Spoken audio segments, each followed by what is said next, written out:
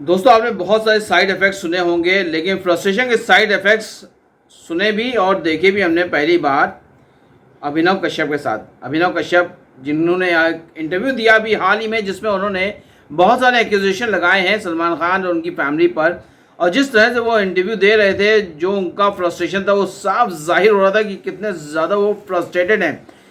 और आगे हम बताते हैं कि आखिर उनसे मैंने क्या, आखिरी मैं क्या उनके बारे में सोच रहा था। उनको जब पूरा इंटरव्यू देखा तो क्या मैंने देखा, क्या सोचा, ये भी मैं आपको बताता हूँ।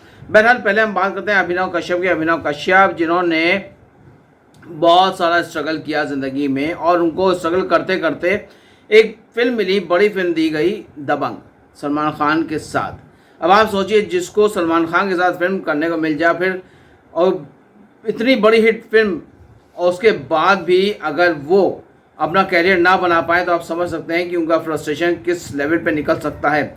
और उन्होंने उसके बाद एक फिल्म बनाई थी बेशरम, रणबीर कपूर को लेकर, जो कि सुपर डुपर फ्लॉप फिल्म थी। और उसके बाद फिर अभिनव कश्यप को ना तो पहले कोई फिल्में मिली थी, ना फिर कोई बाद में फिल्में मिली।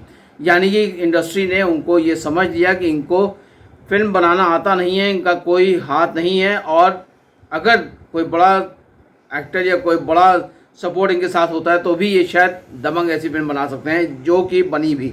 अब इनका ये सारा मामला है कि इन्होंने ये कहा कि दबंग में सारा इंटरफेरेंस जो था वो सलमान खान का था, अरबाज खान का था, और बहुत तमाम बातें की इन्होंने जो फ्रस्ट्रेशन से भरी हुई थी, जो कि एक डायरेक्टर को, एक इंडस्ट्री में रहने वाले इंसान को शोभा नहीं देती हैं। उनके आगे जो तर्क थे उससे साफ जाहिर हो रहा था कि उनके अंदर कम्युनल फीलिंग कितनी ज़्यादा है।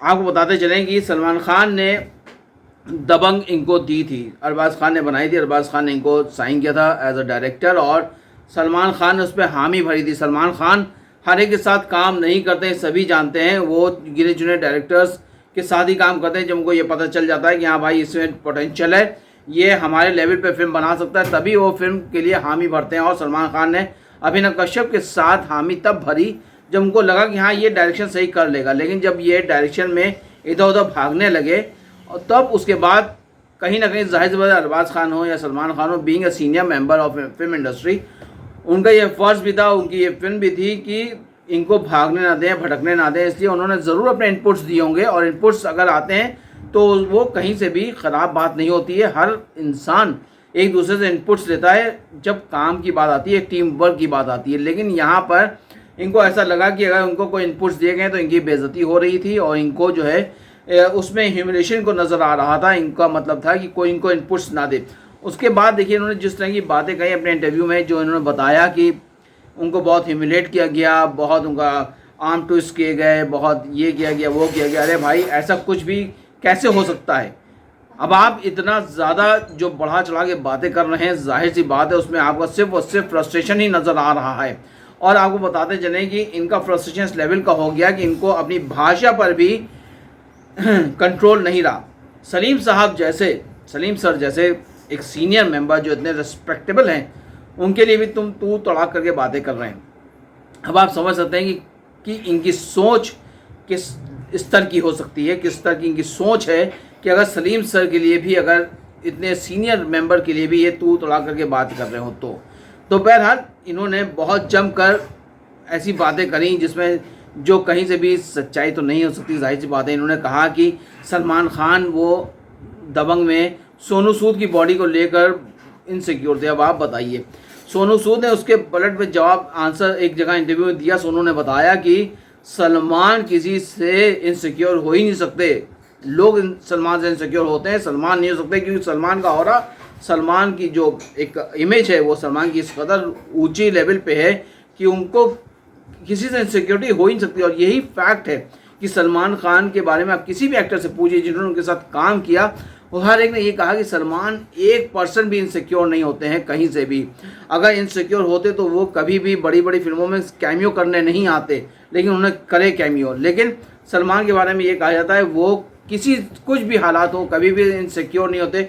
और ये सुनने के बाद बड़ी हंसी भी आ रही थी कि सलमान खान इनसिक्योर हो सकते हैं किसी से। अब आप सोचिए, सलमान खान सोनू सूद की बॉडी को लेकर इनसिक्योर हो सकते हैं। आप बात समझिए, जिस शख्स की शख्सियत और ऑल ओवर वर्ल्ड में 7 जो टॉप जो पर्सनालिटीज़ थी उसमें सलमान खान का नाम था, और सलमान खान की फिगर, सलमान खान की जो बिल्ड है उसको देखकर आज भी लोग जिम ज्वाइन करते हैं।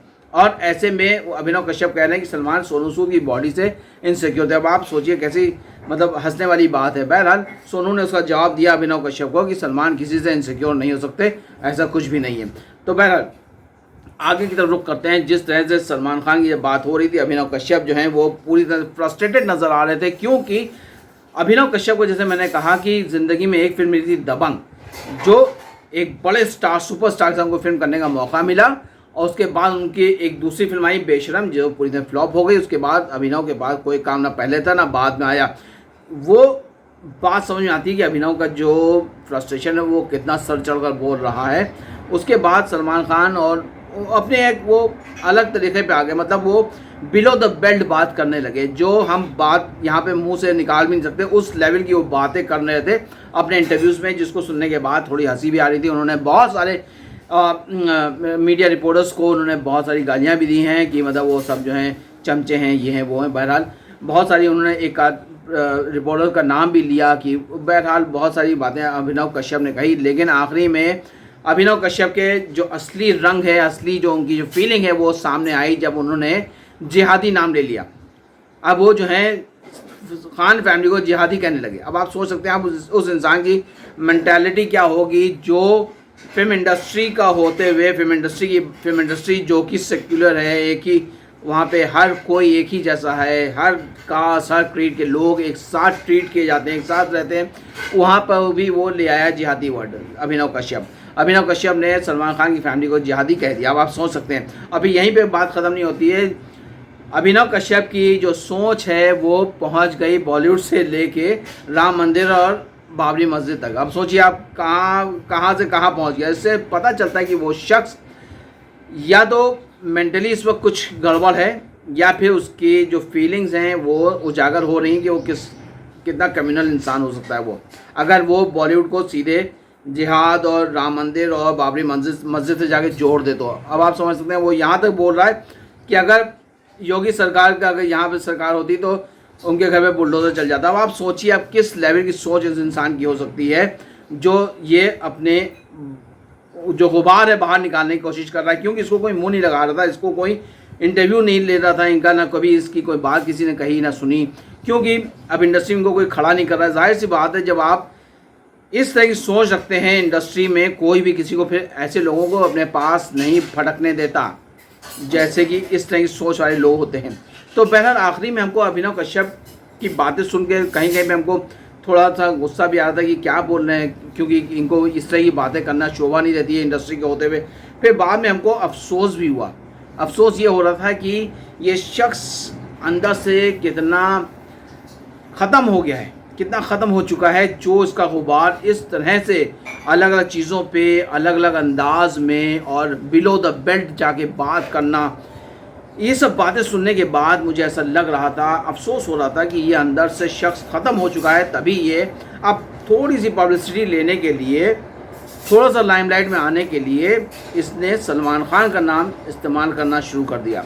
बहरहाल सलमान खान तो ख़ुद भी कहते हैं कि अगर उनके नाम को लेकर अगर आपकी रोज़ी रोटी चल सकती है तो उनको उसमें खुशी होती है, नाराज़गी नहीं होती है। अभिनव कश्यप।